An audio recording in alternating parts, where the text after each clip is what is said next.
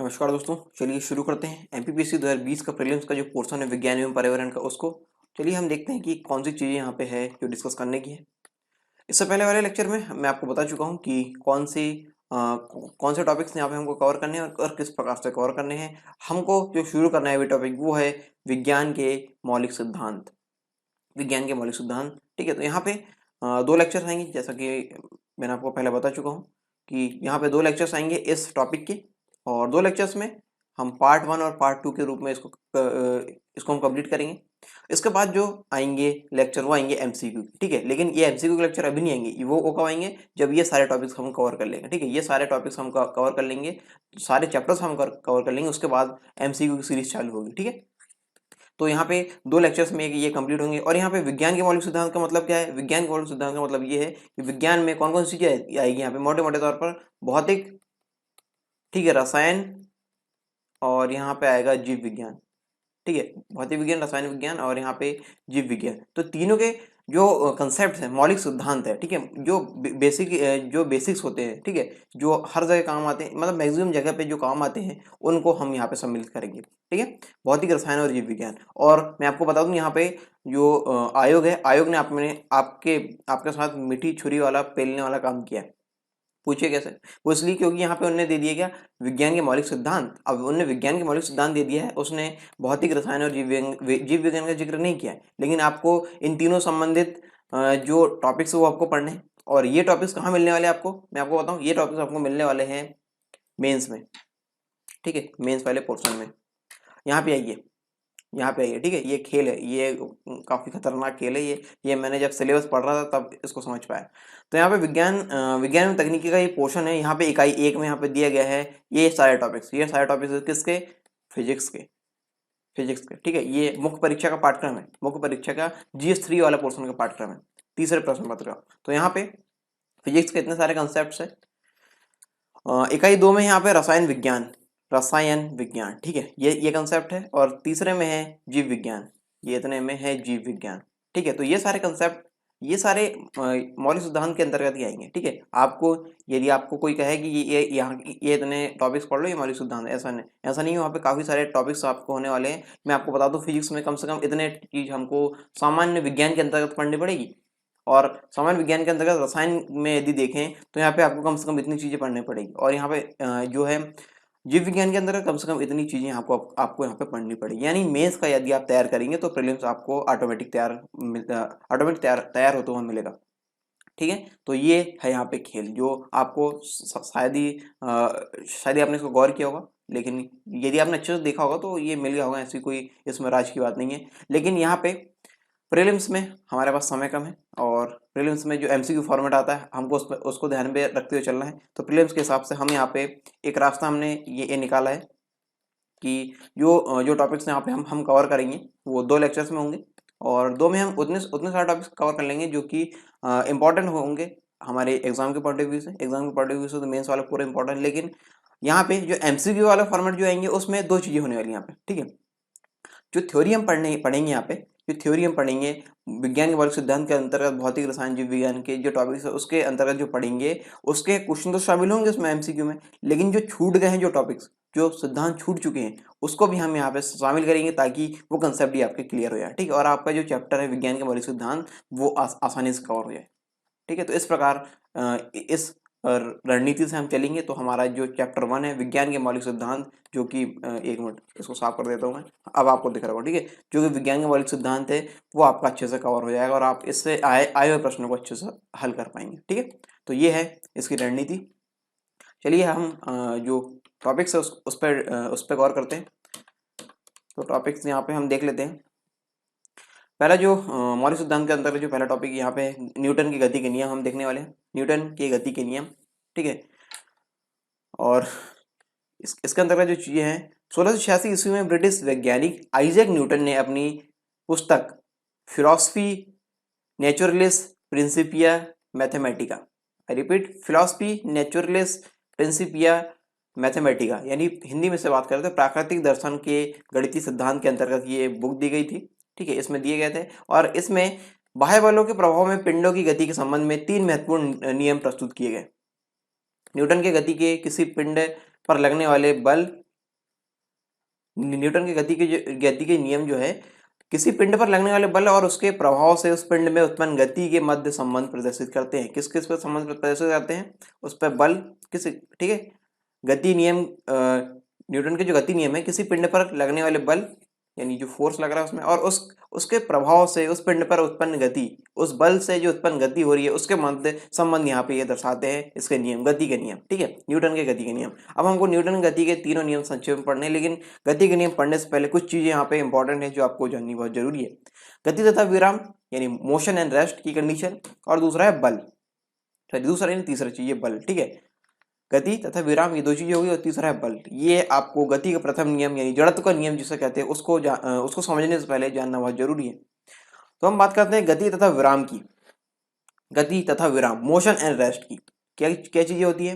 प्रत्येक वस्तु या तो विराम की अवस्था में है, एट रेस्ट में है, या फिर गति की अवस्था में, ठीक है। जैसे कि मैं आपके सामने बैठा हूँ, मैं किस अवस्था में हूँ?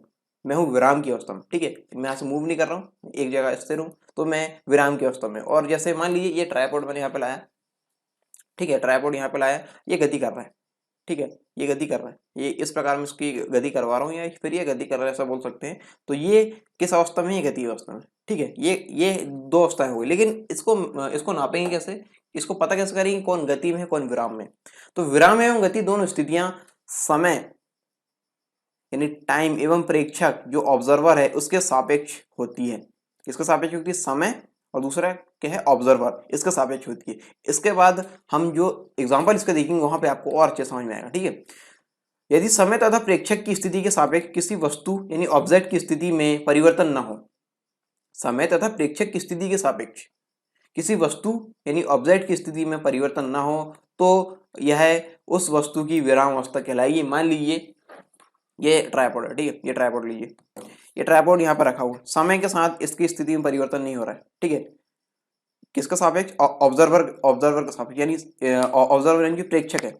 प्रेक्षक में मान लीजिए मैं हूँ, ठीक है, मैं यहाँ पे हूँ।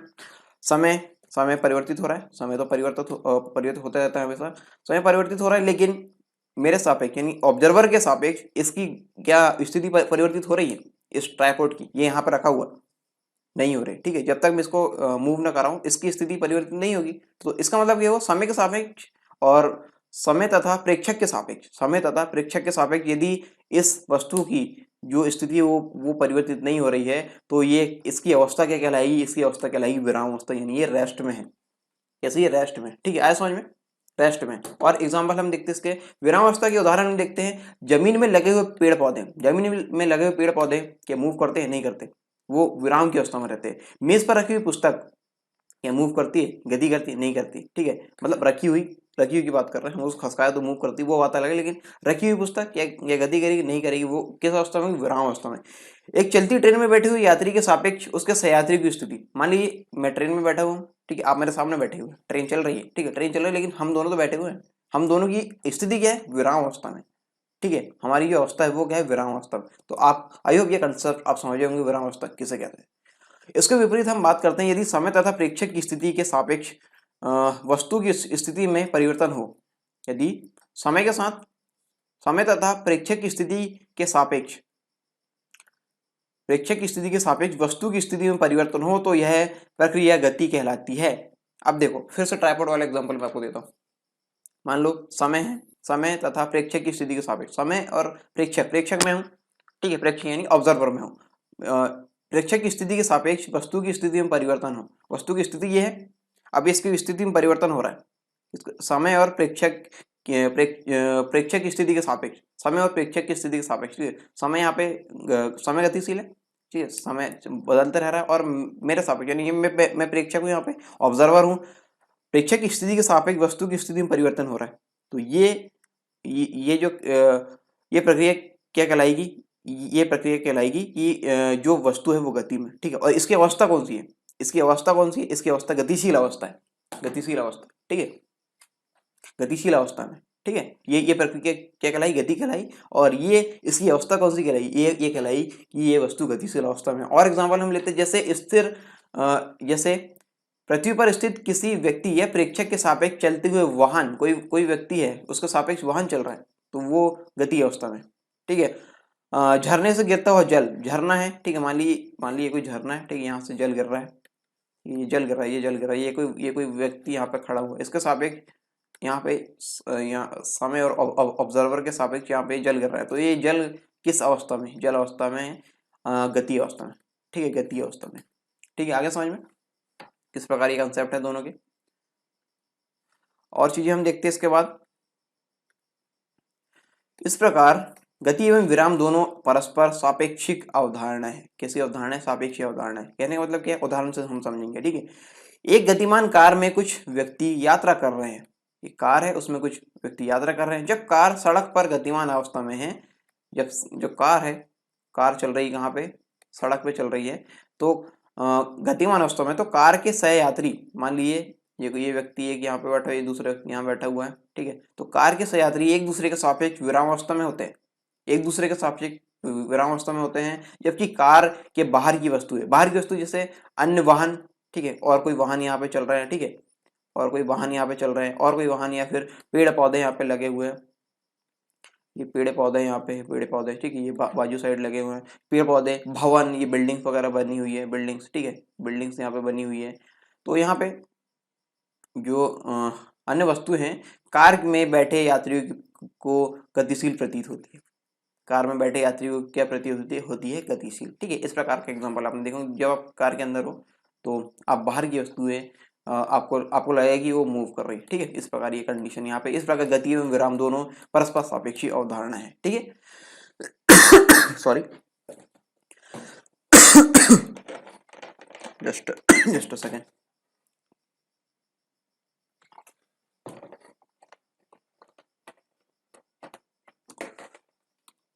चलिए, जो अन्य चीजें गति के प्रथम नियम को समझने से पहले, वो है फोर्स। फोर्स यानी बल। बल की परिभाषा हम देखते हैं। बल वह बाह्य कारक है। ठीक है, बाह्य कारक मतलब जो बाहर से लगने वाला जो बल है, बाह्य कारक है।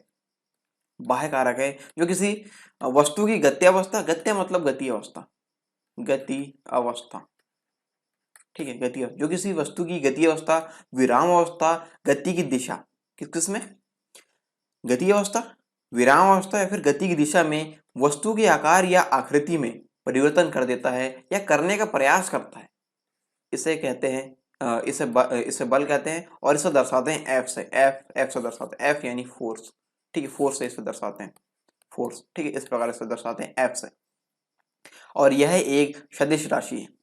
सदिश राशि कैसी राशि? सदिश राशि। सदिश का मतलब क्या है यहाँ पे? सदिश का मतलब ये है कि उसमें दिशा का ज्ञान हो। ठीक है, दिशा का ज्ञान, दिशा वहां पे बताई जा रही हो या फिर उसका ज्ञान यहाँ पे हो रहा हो। सदिश का एक एग्जांपल मैं आपको बताता हूँ, बहुत ही आसानी से आप समझ पाएंगे उसमें। ठीक है, आपने दो राशियां देखें, चाल, चाल आपको पता है, चाल बराबर दूरी बटे समय। ठीक है, चाल या फिर स्पीड इसको बोलते हैं, इंग्लिश में बोलते हैं स्पीड। ठीक है, स्पीड या फिर चाल। और दूसरी राशि है वेग। ठीक है, वेग बराबर ये तो दूरी बटे समय, दूरी बटे समय। ठीक है, तो इसका सूत्र तो समान होता है। ठीक है, इसकी परिभाषा समान, परिभाषा में थोड़ा सा फर्क, सूत्र समान है लेकिन परिभाषा में थोड़ा सा फर्क होता है। थोड़ा सा फर्क क्या होता है यहाँ पे देखिए, चाल का एक एग्जांपल मैं आपको बताऊंगा। 80 किलोमीटर प्रति घंटे से कोई बस चल रही है।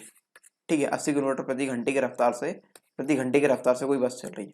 और यदि आपको ये बोला जाए कि 80 किलोमीटर प्रति घंटे की रफ्तार से पूर्व की दिशा में या किसी दिशा वहां पे बता रहा हो कि इस तरफ जा रही हो, यहाँ पे यदि दिशा आ गई, ठीक है, तो यहाँ पे कहानी चेंज हो जाती है। ठीक है, 80 किलोमीटर प्रति घंटे की रफ्तार से कोई बस चल रही है, आपको ये नहीं पता कि किस तरफ जा रही है, वो चल रही है। ठीक है, ऊपर चल रही है, नीचे चल रही है, आगे चल रही है, बाजू चल रही है, पीछे चल रही है, कहीं चल रही है, लेकिन वो चल रही है। आपको दिशा नहीं बताएगी, लेकिन आपको बता दिया कि पूर्व की तरफ चल रही है।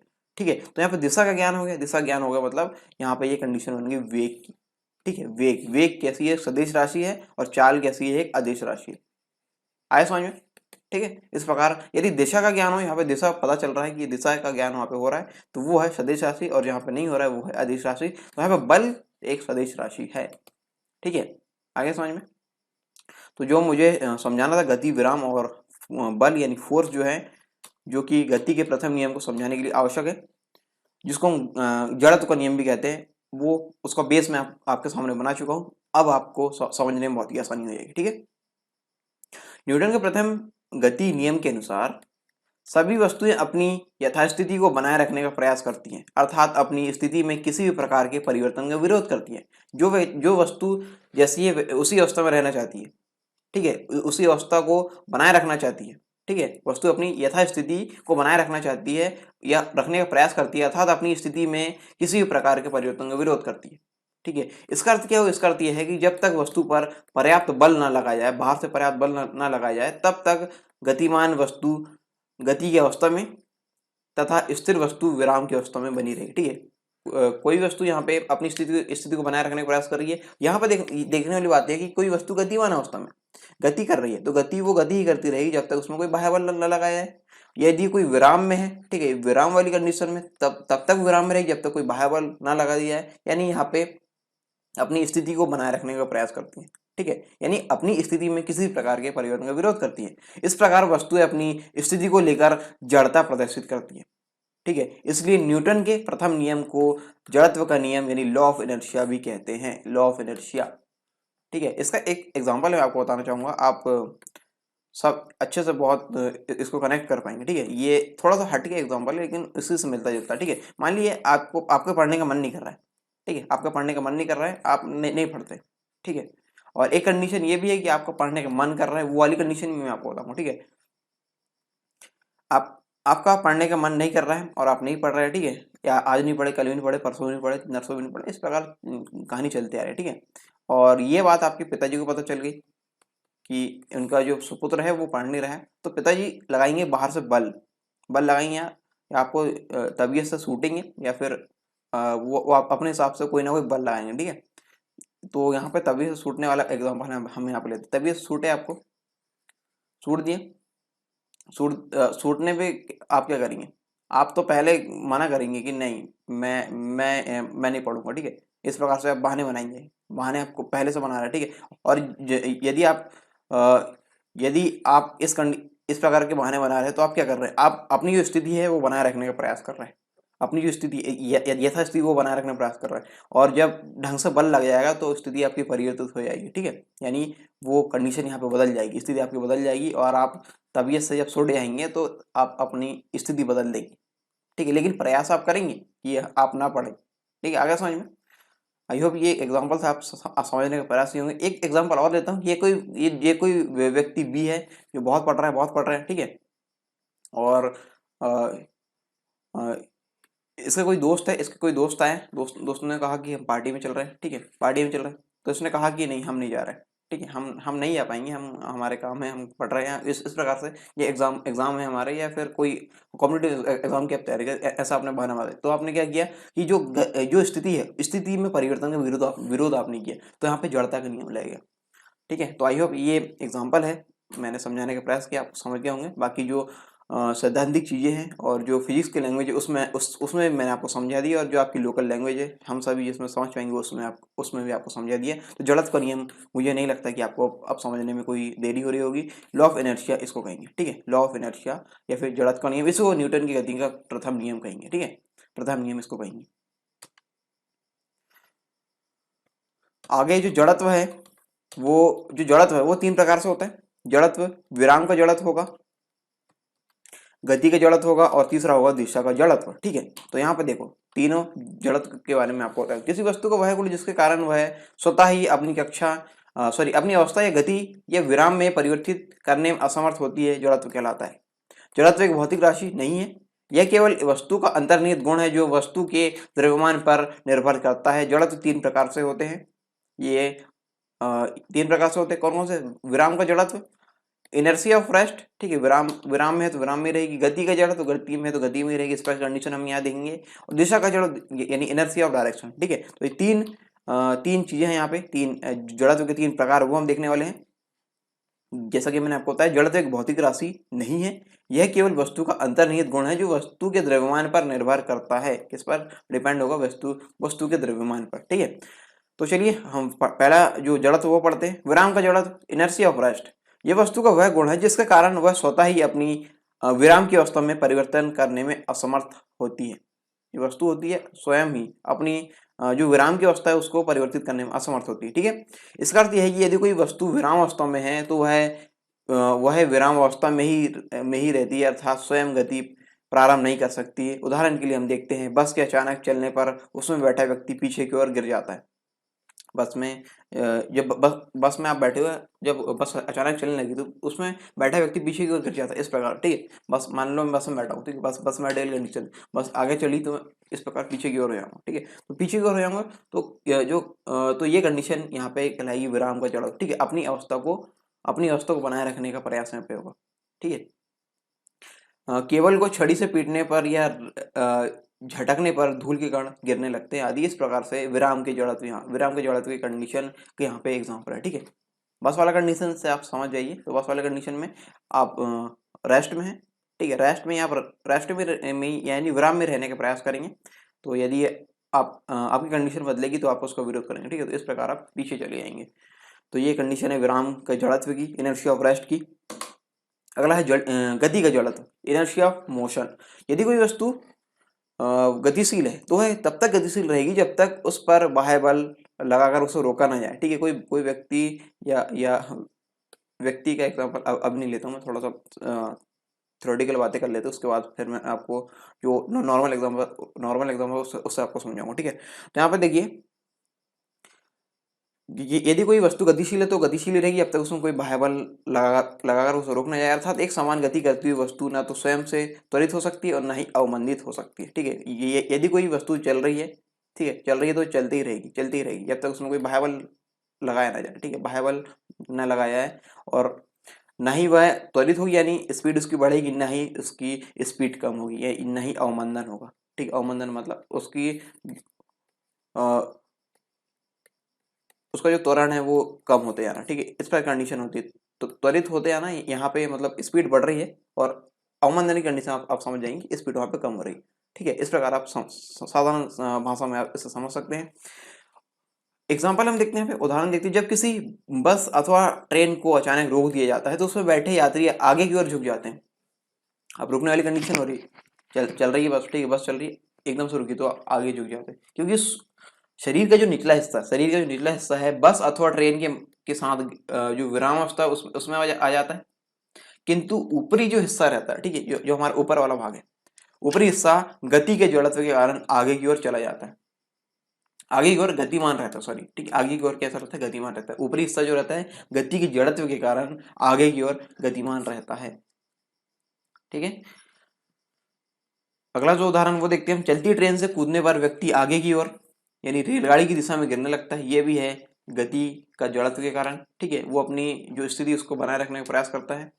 लंबी कूद के धावक लंबी कूद से पहले कुछ देर तक दौड़ते हैं, कुछ दूरी तक दौड़ते, सॉरी देर नहीं, कुछ दूरी तक यहाँ पे दौड़ते हैं, क्योंकि दौड़ने पर प्राप्त वेग लंबी कूद लगाने में वेग यहाँ पे इकट्ठा हो जाता है, जुड़ आता है वह लंबी दूरी तक दौड़ सकता है। इसका मतलब क्या हो, यहाँ पे देखिए, जो लंबी कूद का धावक है, मान लीजिए यहाँ पे, यहाँ से ये मीटर सॉरी, यहाँ पे ये पैमाने बने हुए हैं इस प्रकार से, ठीक है। तो यहाँ पे कोई व्यक्ति है, ये धावक है, ठीक है, ये धावक है, यहाँ से दौड़ता हुआ आएगा, ठीक है। ये इनने बनाया स्पीड यहाँ पे बनाया, या वेग से किसी वेग से जा रहा है, ठीक है। तो ये यहाँ से दौड़ते हुए यहाँ से फिर छलांग मारेगा, फिर उसी वेग से ये आगे की ओर जाएगा। तो इस प्रकार ये इसको लंबी कूद कूदने में सहायता होती है, ठीक है। ये भी जो गति के जड़त्व है उसका एग्जाम्पल है, गति के जड़त्व, ठीक है। तो यहाँ पे जिस गति से ये आएगा, जिस वेग से आएगा उसी से ये आगे जाने का प्रयास करेगा, ठीक है।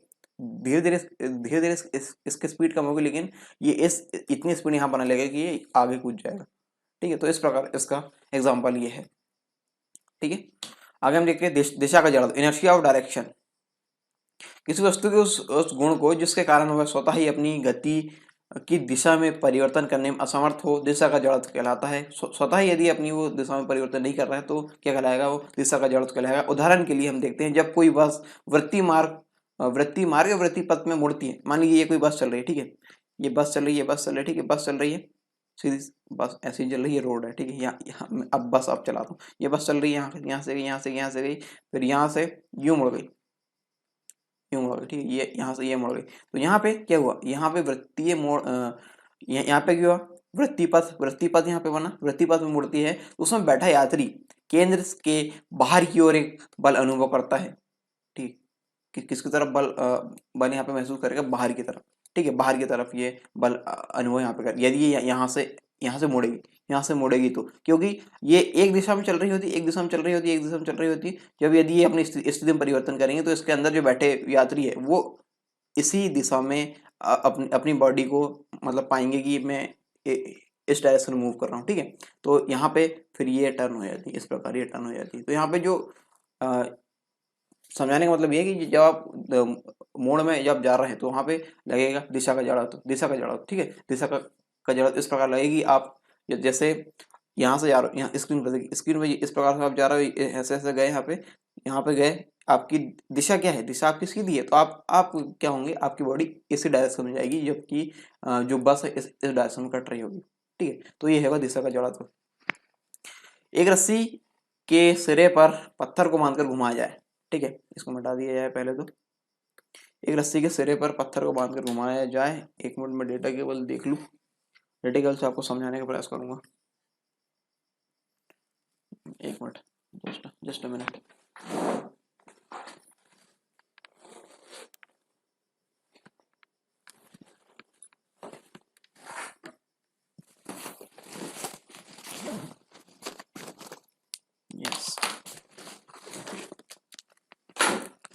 यस मिल गया, ठीक है। तो यहाँ पे देखिए ये इस प्रकार से, ये मान लीजिए ये रस्सी है, ठीक है, इसको ऐसे घुमाया जाए, ठीक है, पत्थर बांध दो, पत्थर बांध दो, पत्थर को आप मान लो कि यहाँ पत्थर बांध दो, ये वाला भाग है पत्थर बांध दो, ठीक है। इस प्रकार घुमाया घुमाया घुमाया घुमाया, ठीक है, इस प्रकार घुमाया, कैमरा में दिख रहा है, घुमाया, ऊपर तो नहीं करती है मैंने, ठीक है। यहाँ पे इस प्रकार घुमाया घुमाया, ठीक है। तो यहाँ पे घुमाया, यहाँ पे कंडीशन क्या बनेगी, यहाँ पे देखो कंडीशन क्या बनेगी, ये कोई रस्सी घूम रही है, ठीक है, ये घूम रही घूम रही घूम रही घूम रही, ठीक है।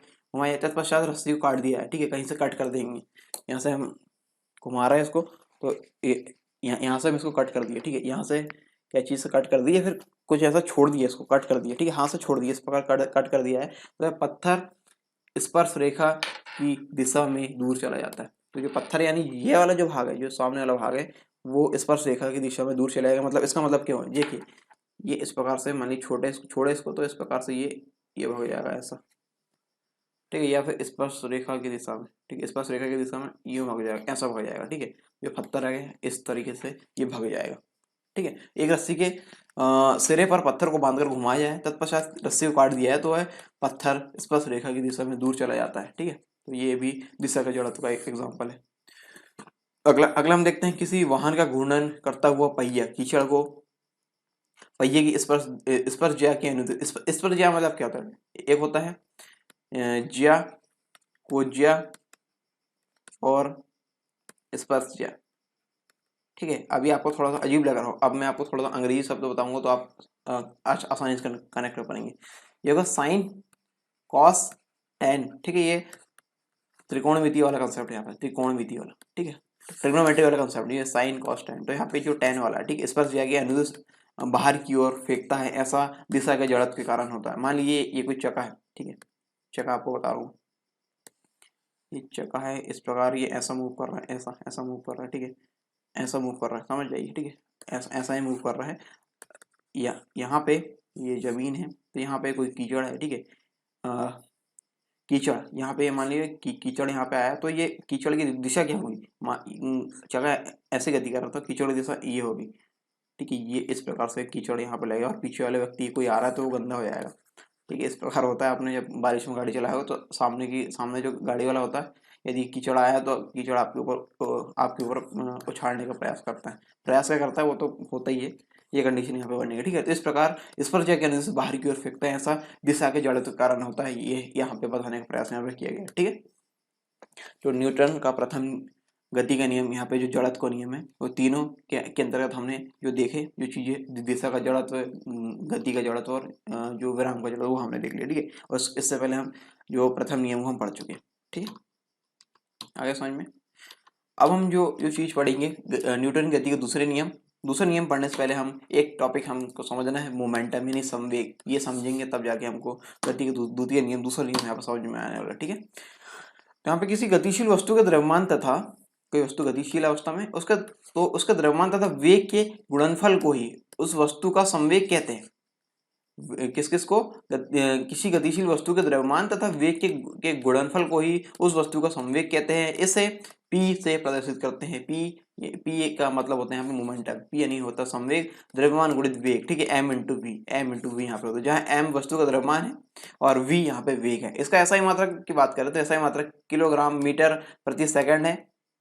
विमेय सूत्र के बारे में एक अलग क्लास में आपको बताऊंगा। सारे सारे जो विमेय सूत्र होते हैं किस प्रकार से निकाले जाते हैं। अभी आप समझ लीजिए MLT-1 ये उसका विमेय सूत्र है, ठीक है। काफी सारी चीजें में विमेय सूत्र हमें इंपॉर्टेंट हो जाएगा, काफी राशियों में, भौतिक राशियों में। तो जो विमेय सूत्र वाला कंसेप्ट है वो मैं आपको अलग से बता दूंगा, ठीक है। तो MLT-1, यहाँ पे m का मतलब है मास और यहाँ पे l का मतलब है लेंथ और यहाँ पे टी का मतलब है टाइम, ठीक है। यहाँ पे मास यानी जो केजी वगैरह है वो उसके बारे में दर्शाएगा, ठीक है।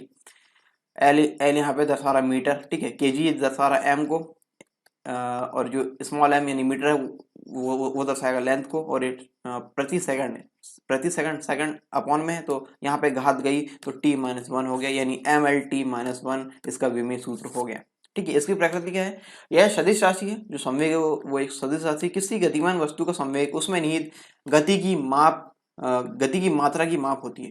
किसकी मात्रा की किसकी माप होती है? किसी गतिशील वस्तु का संवेग उसमें निहित गति की मात्रा की माप होती है, ठीक है। संवेग समझ में आ गया आपको। अब हम देखते हैं गति का द्वितीय जो न्यूटन की गति का जो दूसरे नियम है वो हम देखते हैं। द्वितीय गति नियम हम यहाँ पर देखते हैं। न्यूटन की गति का द्वितीय नियम है Newton second law of motion. इस नियमानुसार किसी वस्तु के संवेग परिवर्तन की दर उस वस्तु पर लगाए गए बल के समानुपाती होती है तथा संवेग में होने वाला यह परिवर्तन बल की दिशा में ही होता है। यानी यहाँ पे जो बल है संवेग में परिवर्तन की दर के समानुपाती यहाँ पे होगा, ठीक है। संवेग में परिवर्तन के दर के समानुपाती होगा यहाँ पे बल यहाँ पे है F। संवेग में जो परिवर्तन की दर है उसको हम दर्शाएंगे डेल P से। P यहाँ पे क्या है? संवेग है P, और यहाँ पे जो परिवर्तन है वो उसको दर्शाते हैं हम डेल से। तो यहाँ पे देखिए यहाँ पे आपको अच्छे समझ में आएगा, ठीक है। जो यहाँ पे है P है, यहाँ पे संवेग है, और M×V यहाँ पे जो संवेग का फॉर्मूला जो हमने यहाँ पढ़े, ठीक है, संवेग वाले कंसेप्ट में हमने पढ़े, ठीक है। अब यहाँ पे M क्या है? M द्रव्यमान की वस्तु यहाँ पे जिसका प्रारंभिक वेग है v1 स्मॉल v1 और डेल t समय तक F बल लगाया जाए जिससे उसका अंतिम वेग हो जाएगा डेल v, ठीक है। डेल v यहाँ पे हो जाएगा, तो ये कंडीशन यहाँ पे दी गई है, ठीक है। तो यहाँ पे हो जाएगा P बराबर mv, जो संवेग के बारे में है। यहाँ पे देखिए जो सूत्र यहाँ पे शुरू होता है, बल जो है संवेग में परिवर्तन की दर के समानुपाती होगा। संवेग में परिवर्तन की दर हम इस प्रकार से लिखेंगे। ये फिजिक्स में कंसेप्ट होता है, ये जो कंसेप्ट है वो बेसिकली मैथमेटिक्स का है, लेकिन हम यहाँ पे यूज कर रहे हैं, फिजिक्स में भी इसको यूज करते हैं। डेल अपॉन डेल टी समय के सापेक्ष यहाँ पे किसी राशि में परिवर्तन यहाँ पे हो रहा है। Del P upon del T यहाँ पे है, इसको डेल पी से भी दर्शा सकते हैं, डेल पी से, ठीक है। डेल पी यदि कहीं लिखा है तो आप कंफ्यूज ना हो, ये del P upon del T का ही फॉर्म है, ठीक है। तो यहाँ पे ये समानुपाती, ये क्या कह रहा है? दूसरा नियम यहाँ पे कह रहा है। अब हम इसके आगे पढ़ते हैं, ठीक है। F बराबर हो जाएगा, यहाँ पे समानुपाती के चिन्ह हटा तो यहाँ पे एक नियतांक है, नियतांक यहाँ पे लिखे K क्या है? यहाँ पे K बराबर है एक नियतांक, क्या है? नियतांक, ठीक है। जैसा कि जो समानुपाती है जो इस प्रकार का जो साइन हटाते हैं तो वहाँ पे उसके बाद आता है, ठीक है। तो यहाँ पे देखिए K यहाँ पे कांस्टेंट आया, और यहाँ पे देखिए dp अपॉन dt यहाँ पे समानुपाती के बाद यहाँ पे कंडीशन जो बनी F बराबर K हुआ, और यहाँ पे देखिए del M×V upon del T, ठीक है। M×V अपॉन डेल टी यहाँ पे बना। यहाँ पे F बराबर हो गया K M, M यहाँ से बाहर क्यों निकला? K M यहाँ से बाहर क्यों निकल? क्योंकि ये है नियत, ठीक है। M यहाँ पे नियत होता है, कांस्टेंट होता है, तो M को यहाँ पे निकाल दिए, ठीक है। यहाँ पे क्योंकि वैल्यू रखेंगे तो यहाँ पे परिवर्तन होगा K×M, ठीक है। Del V upon del T यहाँ पे आएगा, del V upon del T, और del V upon del T क्या है? Del V upon del T V2 minus V1 है, ठीक है, V2 माइनस V1। और यहाँ पे कंडीशन बन रही है क्या? ये वाली, ठीक है। यानी जो वेग में परिवर्तन की दर वाली कंडीशन यहाँ बनती है ना, वेग में परिवर्तन की दर, ठीक है। वेग में जो परिवर्तन होता है उसको हम बोलते हैं त्वरण, क्या बोलते हैं, त्वरण। तो त्वरण को हम किससे दर्शाते हैं, ए से दर्शाते हैं। समझ में आ रहा है कि ए से दर्शाते हैं, ठीक है। जो सामान्य विज्ञान से संबंधित चीजें, काफी सारी चीजें आपने 10 तक पढ़े होंगे, ठीक है। तो यहाँ पे मैं समझ रहा हूँ कि ये सारी चीजें आप आसानी से समझ पा रहे हैं, क्योंकि ये 10 तक की चीजें हैं, ठीक है। तो यहाँ पे जो ए है, ए यानी त्वरण। ए है क्या, त्वरण। यहाँ पे कुछ कंसेप्ट है जो थोड़े आगे के, जैसे ये del V upon del T वगैरह है, तो ये थोड़े आगे के। लेकिन जो कंसेप्ट मैंने आपको बताया, वेग में जो परिवर्तन होता है, V two minus V one वगैरह जो कंडीशन बन रही है, उसको हम दर्शाते हैं यहाँ पे त्वरण से। तो ए हो जाएगा यहाँ पे त्वरण, ठीक है। तो यहाँ पे समझने का प्रयास कीजिए। ये फॉर्मूला है से मिला गया हमको ए, एक मिनट, इस फॉर्मूले से मिला कि हमको ए मिला। ए को हमने यहाँ पर रख दी, इसको हटाए, यहाँ पर D V upon D T को हटाए, तो यहाँ पे क्या रख दी, ए यानी क्या हो गया, त्वरण, ठीक है। और के हमने मान ली एक है यहाँ पर, तो एफ बराबर ये एम ए वाली कंडीशन यहाँ पे आ गई। क्या आ गई, एफ बराबर एम ए, ठीक है। तो यहाँ पे ये सूत्र यहाँ पे निकला, एफ बराबर एम ए, ठीक है। और हम यहाँ पे देखते हैं एफ जो है लगाया गया बल, ठीक है। एफ बराबर एम एम क्या है, एफ लगाया गया बल है, एम वस्तु का द्रव्यमान और ए वस्तु का त्वरण है। अतः समीकरण जो बना है, इसको समीकरण एक नाम दे दीजिए। समीकरण एक से किसी वस्तु पर कार्य करने वाला बल का परिमाण वस्तु के द्रव्यमान और वस्तु के त्वरण के गुणनफल के बराबर होता है। द्रव्यमान यानी एम और उसके त्वरण के मल्टीप्लाई के बराबर यहाँ पे होगा एफ बराबर होगा एम ए। ये कंडीशन यहाँ पे बन रही है, ठीक है। तो यहाँ पे न्यूटन के गति का नियम, दूसरा नियम है वो हमने यहाँ पे देखा, द्वितीय गति का नियम, ठीक है। Newton second law of motion. आगे एक कंसेप्ट और है यहाँ पे, आवेग वाला कंसेप्ट है। ये काफी इंपॉर्टेंट है, आवेग आपको पता होना चाहिए। यदि किसी वस्तु पर कोई बाह्य बल एफ बहुत कम समय अंतराल डेल टी बहुत कम समय अंतराल डेल टी के लिए लगाया जाता है, तो उस बल और उस समय अंतराल की गुणनफल के परिमाण को आवेग कहते हैं, जिसे जे से हम दर्शाते हैं। आवेग को दर्शाते हैं किससे, जे से, जे, ठीक है, जे से दर्शाते हैं। आवेग बराबर होगा बल गुणित समय अंतराल, एफ गुणा डेल टी, एफ गुणा डेल टी, ठीक है। जे बराबर क्या हो जाएगा, एफ गुणा डेल टी, ये हो जाएगा आवेग, बल गुणित समय अंतराल, ठीक है।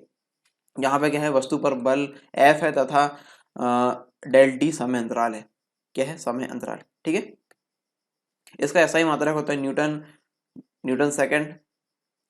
विमी सूत्र हम देखते हैं, M L T minus one संवेग के ही बराबर होता है। प्रकृति एक सदिश राशि है और इसकी दिशा वही होती है जो बल की होती है, ठीक है। आवेग पर आधारित उदाहरण मैं आपको दूंगा तो आप इसको और अच्छे समझ पाएंगे, ठीक है। रेत या पानी पर कूदने के संपर्क समय अधिक होता है। रेत या पानी पर जब हम कूदते हैं तो उसका संपर्क समय अधिक होता है, अतः बल का मान घट जाता है। जब आप रेत में कूदो या फिर पानी पर कूदो, तो वहां पे कूदने पर संपर्क समय अधिक होता है, अतः बल का मान घट जाता है, अतः हमें चोट नहीं लगती। इसके विपरीत जब हम पक्के फर्श पर कूदते हैं तो हमारे पैर तुरंत स्थिर हो जाते हैं, अतः कम समय अंतराल होने से बल का मान बढ़ जाता है, जिससे पैर को अधिक चोट लगती है। ये भी आवेग से संबंधित उदाहरण है, ठीक है, आवेग से संबंधित उदाहरण, ठीक है। अगला है, तेज दौड़ने वाले धावक दौड़ समाप्त करने के बाद रुकने के लिए वेग को धीरे धीरे कम करते हैं और धीरे धीरे कम करके विराम में आते हैं, क्योंकि इससे रुकने का समय बढ़ जाता है, ठीक है। समय वहां बढ़ रहा है और उनके द्वारा महसूस किए जाने वाला बल घट जाता है, ठीक है। समय बढ़ रहा है तो महसूस किए जाने वाला जो बल है वो घट जाता है, इसलिए वो धीरे धीरे अपनी गति कम करके विराम में आते हैं, ठीक है। चीनी मिट्टी या कांच बर्तन पैकिंग से पूर्व कागज या गत्ते में लपेटे जाते हैं। और आगे है, आवेग का मान धनात्मक, ऋणात्मक या फिर शून्य हो सकता है। धनात्मक हो सकता है, नेगेटिव वैल्यूज की आ सकती है, फिर शून्य हो सकता है, ठीक है। तो इसका एग्जांपल जो आपके जो ये पहले वाले जो दो है वो आप इससे अच्छे समझ गए होंगे, ठीक है। आगे चीजें हम देखते हैं, न्यूटन की गति का तीसरा नियम।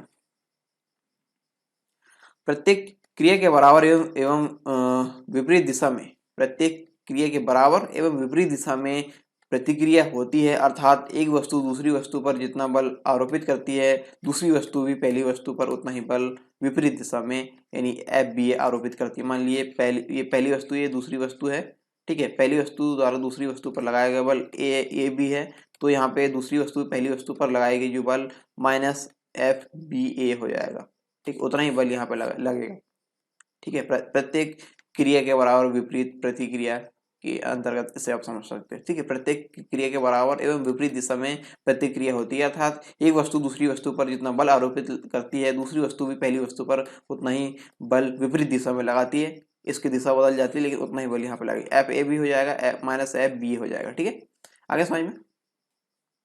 और न्यूटन की तीसरे गति के नियम को क्रिया प्रतिक्रिया का नियम, एक्शन रिएक्शन लॉ भी कहा जाता है। Action reaction law. और याद रहे, जो पहला नियम है उसको क्या बोलते हैं, जड़त्व का नियम, लॉ ऑफ इनर्शिया। और जो तीसरा नियम उसको क्या बोलेंगे यहाँ पे, क्रिया प्रतिक्रिया का नियम, यानी एक्शन रिएक्शन लॉ भी इससे कहेंगे। ठीक है, आगे हम पढ़ते हैं।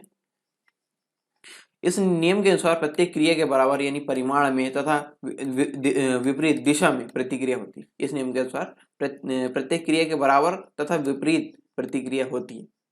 ठीक है, इस नियम के अनुसार जब एक वस्तु दूसरी किसी वस्तु पर बल लगाती है, तब दूसरी वस्तु भी प्रथम वस्तु पर बराबर तथा विपरीत दिशा में बल आरोपित करती है। वस्तु के द्वारा लगाया गया बल को हम बोलेंगे क्रिया बल, एक्शन फोर्स, तथा वस्तु पर लगने वाले विपरीत बल को हम बोलेंगे रिएक्शन फोर्स, प्रतिक्रिया बल। ठीक है, अतः इस नियम को क्रिया प्रतिक्रिया का नियम भी कहा जाता है। और इस नियम के संबंध में दो बातें महत्वपूर्ण हैं।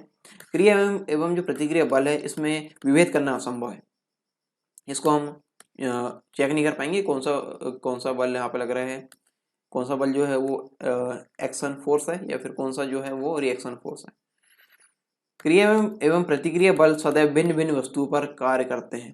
क्रिया एवं प्रतिक्रिया बल सदैव भिन्न भिन्न वस्तुओं पर ये कार्य करते हैं। ठीक है, तो ये है न्यूटन की तीसरा गति का नियम। ठीक है, आगे हम देखते हैं इसके नियम के उदाहरण हम देखते हैं। बंदूक से गोली छूटते समय बंदूक पकड़ने वाले व्यक्ति को पीछे की ओर झटका लगता है, ऐसा क्यों। ठीक है, बंदूक कोई मार रहा है, बंदूक से गोली छूटते समय बंदूक पकड़ने वाले व्यक्ति को पीछे की ओर झटका लगता है।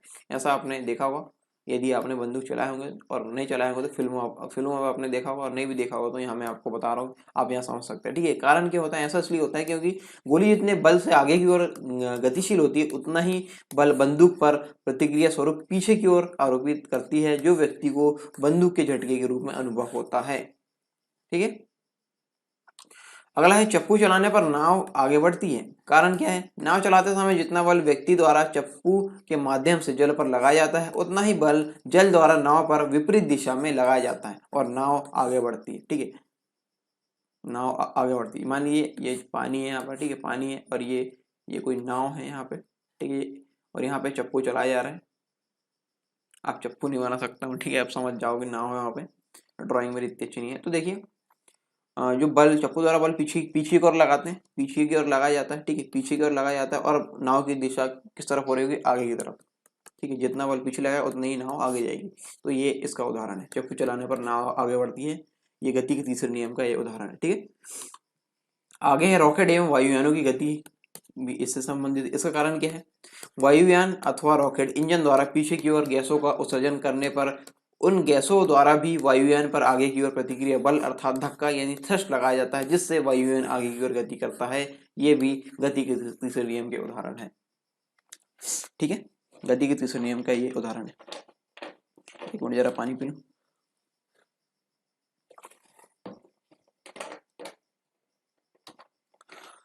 अब हम आते हैं ऊर्जा संरक्षण के नियम। ठीक है, तो गति के तीनों नियम हमने पढ़ लिए। एक बार मैं आपको फिर से बताया तो गति के जो पहला नियम है वो है, उसको कहते हैं हम जड़त्व का नियम, यानी जो वस्तु स्थिर तो स्थिर रहेगी, गति तो गति में रहेगी, यानी और यदि दिशा एक दिशा में चल रही तो उस दिशा में जाएगी। अपनी जो स्थिति परिवर्तन का विरोध करते हैं। और दूसरा जो है संवेग से संबंधित है, बल समानुपाती संवेग परिवर्तन की दर के, यहाँ पे सूत्र निकला F बराबर m है, हमने यहाँ पे निकाला है। अगला है आवेग से संबंधित जो कंसेप्ट हमने पढ़ा, तीसरे नियम में पढ़ा कि जो होता है क्रिया प्रतिक्रिया का नियम, यहाँ पे इसको बोलेंगे। तीसरे नियम को भी हमने देखा। ठीक है, इसका उदाहरण भी हमने यहाँ पे देख लिया। अब हम पढ़ते हैं ऊर्जा संरक्षण का नियम। ऊर्जा संरक्षण नियम सीधा सा सिंपल सा नियम है कि कुल ऊर्जा यहाँ पे संरक्षित रहती है। ठीक है, ऊर्जा को ना तो उत्पन्न किया जा सकता है और ना ही नष्ट किया जा सकता है। ऊर्जा को ना तो उत्पन्न किया जा सकता है और ना ही नष्ट किया जा सकता है। कुल ऊर्जा केवल एक रूप से दूसरे रूप में परिवर्तित की जा सकती है। ठीक है, एक रूप से दूसरे रूप में परिवर्तित की जा सकती है। जब भी ऊर्जा किसी रूप में लुप्त होती है तो ठीक उतनी ही ऊर्जा अन्य रूप में प्रकट होती है। अतः विश्व की संपूर्ण ऊर्जा का परिणाम स्थिर रहता है। और ऊर्जा संरक्षण का नियम यही कहलाता है। यहाँ पे देखिए, आपको एक एग्जांपल से आपको बताना चाहूंगा कि किस प्रकार ये ऊर्जा संरक्षण नियम यहाँ पे कार्य करता है। मान लीजिए कोई वस्तु है ऊंचाई पर है, ठीक है, ये कोई वस्तु है यहाँ पे ऊंचाई पर है, ठीक है, ये कोई धातु की वस्तु है, ठीक है, धातु की वस्तु है। इससे और अच्छे से समझ में आएगा। ये धातु की वस्तु ये ऊंचाई पर है, कितनी ऊंचाई पर है, एच ऊंचाई पर है, एच ऊंचाई पर। और याद रखिए, यदि किसी कोई वस्तु ऊंचाई पर है तो उस पे जो अ, जो लगता है ऊर्जा, ठीक है, वो कौन सी ऊर्जा होती है, वो ऊर्जा होती है यहाँ पे स्थितिज ऊर्जा। कौन सी ऊर्जा यहाँ पे होती है, ऊंचाई के कारण या फिर स्थिति में ऊंचाई के कारण कौन सी ऊर्जा होती है, स्थिति ऊर्जा होती है। और यहाँ पे हाइट के कारण ही होती है, ठीक है। तो हाइट यहाँ पे है तो यहाँ पे स्थिति ऊर्जा यहाँ पे होगी वस्तु में। और जब मान लीजिए इसको फ्री फॉल कराया जाता है, फ्री फॉल कराया तो ये नीचे आती है, तो इसमें क्या होगी, गति होगी, ठीक है, गति से आएगी। तो इसमें ये किसमें बदलेगी, स्थिति ऊर्जा बदलेगी गतिज ऊर्जा में, गतिज ऊर्जा में, ठीक है। फिर ये जब ये नीचे आई, इसी ऊर्जा गति ऊर्जा बदली, और गति ऊर्जा फिर यहाँ पे इसमें कन्वर्ट होते होते गति ऊर्जा में यहाँ पे कम हो गई, यहाँ पे कम हुई और ये सरफेस से टकराई और ये इससे ध्वनि उत्पन्न हुई, तो यहाँ पे ये कन्वर्ट हो जाएगी ध्वनि में, ठीक है। तो इस प्रकार ये जो ऊर्जा है वो कन्वर्ट होती रहती है ध्वनि ऊर्जा में, ठीक है। इसी ऊर्जा गति ऊर्जा फिर यहाँ पे उसका साउंड आया तो साउंड फिर ध्वनि में परिवर्तित होता है। तो यहाँ पे जो एनर्जी है वो चेंज होती रहती है, ठीक है, आगे समझ में। तो यहाँ पे किस प्रकार चेंजेस होता है, और यहाँ पे कुल ऊर्जा संरक्षित रहती है, किस प्रकार यहाँ पर संरक्षित रहती है। तो यहाँ पे जो जो स्थिर ऊर्जा थी वो कन्वर्ट हुई किसमें, गतिज ऊर्जा में, ठीक है। इस प्रकार ये क्रम चलते रहता है, ठीक है। अतः विश्व की संपूर्ण ऊर्जा का जो परिणाम है वो स्थिर रहता है, और ऊर्जा संरक्षण का नियम ये कहलाता है। ऊर्जा को ना हम उत्पन्न कर सकते हो ना ही नष्ट कर सकते, इससे केवल एक रूप से दूसरे रूप में परिवर्तित कर सकते हैं। अब यहाँ पे सवाल ये आता है कि जब हम ऊर्जा यहाँ पर संरक्षित है तो हमें जो हमारे संसाधन है वो हमें कम क्यों पड़ रहे हैं, ठीक है, कम क्यों पड़ रहा है। जब ऊर्जा संरक्षित है तो कम क्यों पड़ रहा है। लेकिन आपको ध्यान रखने वाली बात यह है कि जब हम एक किसी संसाधन का उपयोग कर ले, मान लीजिए कोयला का उपयोग कर लिए, ठीक है, कोयला यहाँ पे थोड़ा सा मैं लीक से थोड़ा हट के चल रहा हूँ, लेकिन यहाँ पे समझाना बहुत ही आवश्यक है। मान लीजिए कोयले का उपयोग हम यहाँ पे कर रहे हैं, ठीक है, कोयले का उपयोग हम करें, कोयले का उपयोग कर लिए, लेकिन इसी कोयले को हम दोबारा उपयोग नहीं कर पाएंगे, ठीक है। तो ये दूसरी कंडीशन की ओर हम लेके चल रहे हैं, उसको हम बाद में डिस्कस करेंगे। चलिए इसको छोड़ते हैं यहाँ पे, जो कोयले वाले एग्जांपल है उसको छोड़ देते हैं, बाकी जो समझा है वो आप समझ जाइए, ठीक है। जो हम ऊर्जा वाला कंसेप्ट पढ़ेंगे मेंस में, मुख्य परीक्षा वाले क्वेश्चन वहाँ पे आपको समझाऊंगा, ठीक है। तो यह ऊर्जा संरक्षण का नियम आई हो आपको समझ में आ गया होगा किस प्रकार से जो ऊर्जा है वो संरक्षित रहती है, ठीक है। आगे पलायन वेग वह न्यूनतम वेग है जिसमें कोई पिंड पृथ्वी की सतह से ऊपर की ओर फेंके जाने पर गुरुत्वीय क्षेत्र को पार कर जाता है, पृथ्वी पर वापस नहीं आता, ठीक है। पलायन वेग, ठीक है। पलायन वेग ऐसा होता है कि कोई पिंड या कोई वस्तु यहाँ पे पृथ्वी की सतह से ऊपर की ओर फेंकते हैं, पृथ्वी की सतह से ऊपर की ओर फेंके यहाँ पे, और फेंके जाने पर गुरुत्वीय क्षेत्र को ये पार कर जाता है और पृथ्वी पर वापस नहीं आता। उस वेग को हम बोलेंगे पलायन वेग, ठीक है। जिस न्यूनतम वेग से इसको फेंकेंगे उसको बोलेंगे हम पलायन वेग। और पलायन वेग का मान 11.2 किलोमीटर पर सेकंड है, अर्थात पृथ्वी तल से किसी वस्तु को 11.2 किलोमीटर प्रति सेकंड या इससे अधिक वेग पर ऊपर की दिशा में फेंक दिया जाए तो वस्तु फिर से पृथ्वी तल पर नहीं लौटेगी। और पलायन वेग का मान मंगल ग्रह पर सबसे कम तथा बृहस्पति शनि पर सबसे अधिक होता है, ठीक है। ये पलायन वेग आप समझ गए होंगे। किसी वस्तु को यदि पृथ्वी की सतह से बाहर फेंकना है, सतह से बाहर फेंकना, तो उसके लिए कितना वेग आवश्यक है, उसके लिए वेग आवश्यक 11.2 किलोमीटर प्रति सेकंड, कम से कम वही न्यूनतम वेग, ठीक है। ये है कम से कम इतना वेग यहाँ पे होना चाहिए, 11.2 किलोमीटर प्रति सेकंड, ठीक है। आगे हम बढ़े, न्यूटन का गुरुत्वाकर्षण का नियम। किन्हीं दो पिंडों के मध्य, दो पिंड हम ले लेते हैं, पिंड ए पिंड बी, ठीक है। पिंड ए है, पिंड बी यहाँ पे ये है, इनके बीच कार्य करने वाले बल का परिणाम पिंडों के द्रव्यमान के गुणनफल के समानुपाती तथा उनके बीच की दूरी के वर्ग के व्युत्क्रमानुपाती होता है। इनका जो द्रव्यमान है, मान लीजिए यहाँ पे एक वस्तु ए का द्रव्यमान है m1, वस्तु बी का द्रव्यमान है m2, इनके बीच की दूरी है r। तो यहाँ पे जो न्यूटन का जो नियम है ये क्या कहता है, ये कहता है कि F या फिर G बराबर, हम इसको लेते हैं G बराबर या F बराबर, दोनों में किसी एक को ले सकते हैं। चलिए G को लेते हैं, ठीक है। जो नियम है ये क्या कहता है, समानुपाती किस किस के होता है, इनके जो दो पिंड है, जो दो पिंड के बीच जो बल लग रहा है उनके द्रव्यमान के गुणनफल के समानुपाती और उनके बीच की दूरी के वर्ग के व्युत्क्रमानुपाती होता है, वर्ग के व्युत्क्रम। ठीक है, तो यहाँ पे दो कंडीशन यहाँ पे बनी। देखिए फिर से इसको समझने का प्रयास कीजिए, आप इकट्ठा मैंने बता दिया। देखिए जो ये वाला कंडीशन है, जो जो फोर्स है कौन सा वाला है, ये वाला जो बल है गुरुत्वाकर्षण बल, वो होगा m1 और m2। वो m1 m2 क्या है, वस्तु है और वस्तु v के द्रव्यमान के अनुसार। ठीक है, ये m1 इसका द्रव्यमान, m2 इसका द्रव्यमान, तो इनके गुणनफल के समानुपाती होगा। और इनके बीच की दूरी हमने क्या ली, r ली। इनके बीच की दूरी के वर्ग के व्युत्क्रमानुपाती होगा। ये दो कंडीशन यहाँ पे बनी, समीकरण 1 समीकरण 2 यहाँ पे बने। ठीक है, और यहाँ पे समीकरण 1 और 2 से LHS बराबर है तो RHS को हमने साथ में ले लिए। जी समानुपाती हो जाएगा m1 m2 अपॉन यहाँ पे हो जाएगा r²। तो ये है न्यूटन का गुरुत्वाकर्षण का नियम।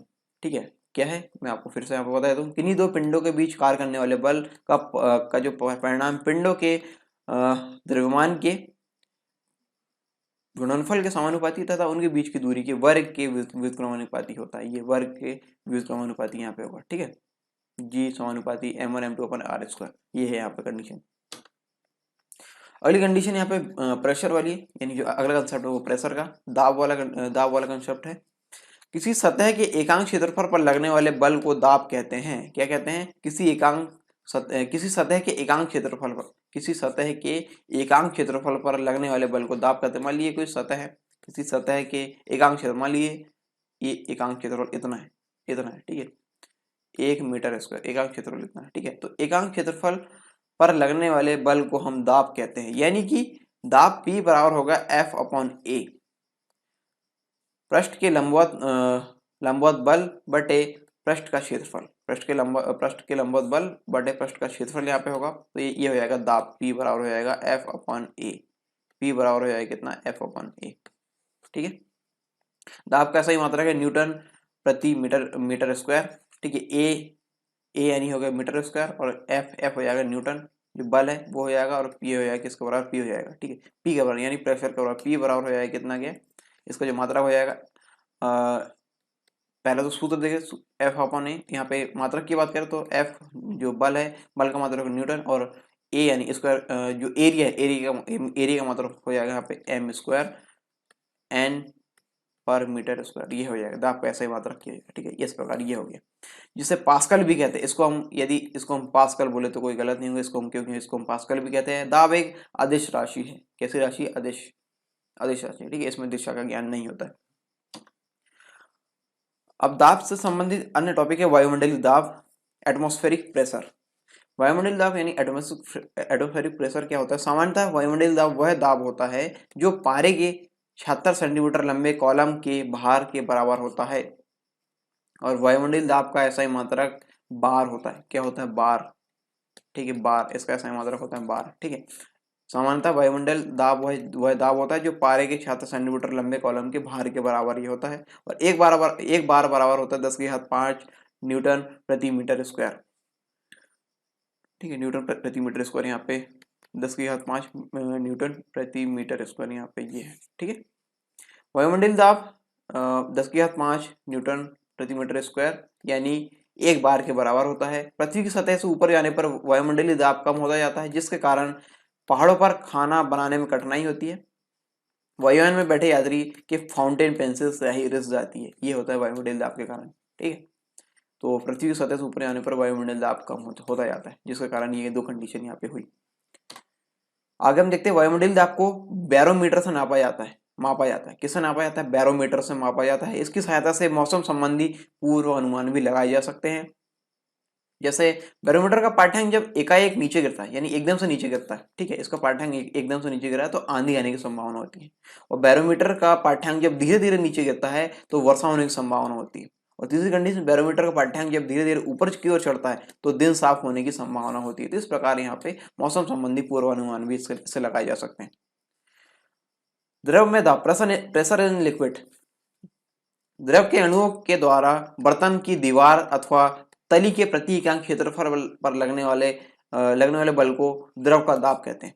मैं फिर से आपको रिपीट करता हूँ, आपको समझ में नहीं आया। यहाँ पर देखिए, ये बर्तन हम लेते हैं। ठीक है, यहाँ पे द्रव भर लेते हैं। अब आपको समझाऊंगा तो आपको समझ में आएगा, ठीक है। द्रव के अणुओं के द्वारा बर्तन की दीवार अथवा तली, दीवार में ये दीवार है, ये दीवार है दोनों तरफ, या फिर अथवा तली, तली की बात कर, तली, ठीक है। तली के प्रति एकांक क्षेत्रफल पर, प्रति एकांक क्षेत्रफल हमने मान लिया इतना है, ठीक है, 1 मीटर स्क्वायर मान लिया, ठीक है। प्रति एकांक क्षेत्रफल पर लगने वाले बल को द्रव का दाब कहते हैं। इसको क्या बोलेंगे, दाब, ठीक है। प्रति एकांक क्षेत्रफल पर लगने वाले बल को द्रव का दाब कहते हैं। और द्रव के अंदर किसी बिंदु पर द्रव के कारण दाब द्रव की सतह से उस बिंदु की गहराई, मान लीजिए ये कोई बिंदु है, ठीक है, द्रव का कोई बिंदु है, यहाँ से द्रव की सतह से उस बिंदु की गहराई, सतह से उस बिंदु की गहराई, ठीक है, सतह से उस बिंदु की गहराई, ये गहराई, ठीक है, h, और द्रव के घनत्व d तथा गुरुत्वीय त्वरण g के जो मल्टीपल होगा उसके यहाँ पे बराबर होगा, ठीक है। फिर से इसको समझने का प्रयास कीजिए। द्रव के अंदर कोई बिंदु है, ये है, और द्रव के अंदर किसी बिंदु पर द्रव के कारण दाब द्रव की सतह से उस बिंदु की गहराई, द्रव की सतह से उस बिंदु की गहराई h, उस बिंदु की गहराई कितनी है, h, बिंदु की गहराई h, द्रव के घनत्व d तथा जो गुरुत्वीय त्वरण g है उसके जो मल्टीपल है उसके मल्टीपल के बराबर यहाँ पे होती है, ठीक है। तो यानी जो P बराबर होगा, P बराबर कितना होगा यहाँ पे, P बराबर दाब बराबर होगा h d इंटू जी। h यहाँ पे हाइट, d है यहाँ पे डेंसिटी यानी घनत्व, g यहाँ पे जो गुरुत्वीय त्वरण है वो, ठीक है। तो जो P बराबर है कितना, h d इंटू जी, ठीक है। आगे हम देखते हैं द्रव्यों में दाब के नियम के अंतर्गत, स्थिर द्रव में एक ही क्षैतिज तल में, स्थिर द्रव है, एक ही क्षैतिज तल है इसका, ठीक है। इसमें सभी बिंदुओं पर दाब समान होता है, मान लीजिए ये बिंदु, ये बिंदु, ये बिंदु, ये बिंदु, ये बिंदु, सभी बिंदु पर दाब समान होगा, ठीक है। स्थिर द्रव के भीतर किसी बिंदु पर दाब प्रत्येक दिशा में बराबर होता है, ठीक है, प्रत्येक दिशा में, इधर इधर इधर इधर दाब सभी दिशा में यहाँ पे बराबर, कोई बिंदु है इस प्रकार सभी बिंदु में सभी दिशा में, ठीक है, सभी बिंदु है। तो इस स्थिर द्रव के भीतर किसी बिंदु पर दाब प्रत्येक दिशा में बराबर होता है, किसी बिंदु पर प्रत्येक दिशा में दाब यहाँ बराबर होगा। और द्रव के भीतर किसी बिंदु पर दाब स्वतंत्र तल से बिंदु की गहराई के समानुपाती होता है। और आगे किसी बिंदु पर द्रव का दाब द्रव के घनत्व पर डिपेंड करता है, निर्भर करता है, और घनत्व अधिक होने पर दाब अधिक होता है। घनत्व अधिक होगा तो यहाँ पे दाब अधिक होगा, ठीक है, घनत्व अधिक होगा तो दाब अधिक होगा। यहाँ पे देखिए, मान लीजिए ये इसका घनत्व अधिक है, ये कोई द्रव है, यहाँ पे इसका घनत्व अधिक है तो यहाँ पे दाब प्रेशर अधिक यहाँ पे होगा, ठीक है, इस प्रकार ये कंडीशन है। अगर हम देखते हैं द्रवों में दाब के नियम, पास्कल का नियम यहाँ पे है, द्रव में द्रव संबंधित दाब का नियम यहाँ पे है। यदि गुरुत्वीय प्रभाव को नगण्य मान लिया जाए, तो गुरुत्वीय प्रभाव यदि नगण्य है तो संतुलन की अवस्था में, कौन सी अवस्था में, संतुलन की अवस्था में द्रव के भीतर प्रत्येक बिंदु पर दबाव समान रहता है। यदि गुरुत्वीय जो त्वरण है उसका प्रभाव को नगण्य मान लिया है, तो संतुलन की स्थिति जो बनेगी उसमें द्रव के भीतर प्रत्येक बिंदु पर दबाव समान होता है, ठीक है, द्रव के भीतर प्रत्येक बिंदु पर दबाव समान होता है। मान लीजिए कोई यहाँ पे संतुलन की स्थिति है तो यहाँ पे हर बिंदु पर चेक करेंगे तो यहाँ पे दबाव समान होगा, ठीक है। अगला है पास्कल के नियम का द्वितीय कथन, यहाँ पे देखते हैं, किसी बर्तन में बंद द्रव के किसी भाग पर आरोपित बल द्रव द्वारा सभी दिशाओं में समान परिणाम में संचरित कर दिया जाता है, ठीक है। किसी बर्तन में बंद द्रव के किसी भाग पर आरोपित बल द्रव द्वारा सभी दिशाओं में समान परिमाण में संचरित कर दिया जाता है, ठीक है। इससे संबंधित जो नियम है वो हम देखते हैं, इससे संबंधित जो एग्जाम्पल वो हम देखते हैं। हाइड्रोलिक लिफ्ट इसी नियम के अनुसार चलती, पास्कल के नियम के अनुसार, ठीक है। हाइड्रोलिक प्रेस, हाइड्रोलिक ब्रेक, ये सारे किस नियम पे काम करते हैं, पास्कल के नियम पे, ठीक है। द्रव का दाब उस पात्र के आकार या आकृति पर निर्भर नहीं करता है जिसमें द्रव रखा जाता है, ठीक है। हाइड्रोलिक लिफ्ट आपने देखा होगा, हाइड्रोलिक लिफ्ट, मान लीजिए ये हाइड्रोलिक लिफ्ट है यहाँ पे, ठीक है, ये यहाँ पे पानी वाली कंडीशन यहाँ पे बनी हुई है, इस प्रकार ये यहाँ से, मान लीजिए ये हाइड्रोलिक लिफ्ट है, यहाँ पे पानी वाली कंडीशन यहाँ पे बनी हुई है, इस प्रकार ये यहाँ से, मान लीजिए ये हाइड्रोलिक लिफ्ट है, यहाँ पे यहाँ से हम यदि प्रेशर लगाएंगे तो ये मान लीजिए यहाँ पे कोई कार खड़ी हुई है, ठीक है, ये कार खड़ी हुई, यहाँ पर हम प्रेशर लगाए, यहाँ से प्रेशर लगाए तो ये ऊपर की हो जाएगी। इस प्रकार से ये हाइड्रोलिक लिफ्ट वगैरह यहाँ पे काम करती है। तो ये पास्कल के नियम पर आधारित है, ठीक है। हाइड्रोलिक प्रेस है यहाँ पे, और हाइड्रोलिक ब्रेक वगैरह ये भी पास्कल के नियम पर आधारित है। और अगली लाइन, जैसा कि हमने आपको बताया, द्रव का दाब उस पात्र के आकार या आकृति पर निर्भर नहीं करता जिसमें द्रव रखा जाता है, ठीक है। आगे चीजें बढ़ते हैं, गलनांक तथा क्वथनांक पर दाब का प्रभाव, effect of pressure on melting point and boiling point. गलनांक पर क्या इफेक्ट यहाँ पड़ेगा? गर्म करने पर जिन पदार्थों का आयतन बढ़ता है, दाब बढ़ाने पर उनका गलनांक भी बढ़ जाता है, जैसे मोम, घी आदि, ठीक है। और गर्म करने पर जिन पदार्थों का आयतन घट जाता है, दाब बढ़ाने पर उनका गलनांक भी कम हो जाता है, जैसे बर्फ, ठीक है। क्वथनांक पर क्या इसका प्रभाव पड़ने वाला है? तो सभी द्रवों का क्वथनांक बढ़ाने पर दाब बढ़ जाता है। क्वथनांक यदि बढ़ाएंगे तो दाब इसमें बढ़ जाता है, ठीक है।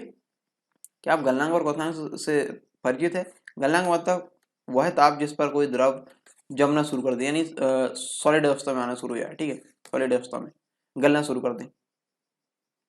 और वह ताप जिस पर कोई द्रव उबलना शुरू कर दे, उबलना, ठीक है, द्रव से वाष्प बनने लगे, तो उसको बोलेंगे हम क्या? क्वथनांक, क्वथनांक, ठीक है। तो ये संबंधित कंडीशन यहाँ पे है। चलिए, आर्गेनिक सिद्धांत, डॉपलर का नियम, कूलॉम का नियम, आवर्त सारणी, काफ़ी सारी चीज़ें हमको पढ़ना है, लेकिन ये काफ़ी लंबा लेक्चर अभी हो चुका है अभी तक का, तो इसको हम यहाँ पे समाप्त करते हैं। अगले लेक्चर्स में हम आगे की चीज़ें पढ़ेंगे, आर्गेनिक का सिद्धांत वगैरह, और काफ़ी सारी चीज़ें हमको डिस्कस करनी है। तो हम मिलते हैं नेक्स्ट वीडियो में। वीडियो यदि आपको अच्छा लगे तो आप बता सकते हैं अपनी जो प्रतिक्रिया है कमेंट बॉक्स में। और यदि आप ऐप में देख रहे हैं तो ऐप में जो चैट बॉक्स है, आप वहाँ पे इससे संबंधित जो भी आपके सवाल या सुझाव, तो वहाँ पे आप पूछ सकते हैं, ठीक है। थैंक्स फॉर वॉचिंग सरकार डीवीएस एजुकेशन। मिलते हैं नेक्स्ट वीडियो में, तब तक के लिए जय हिंद।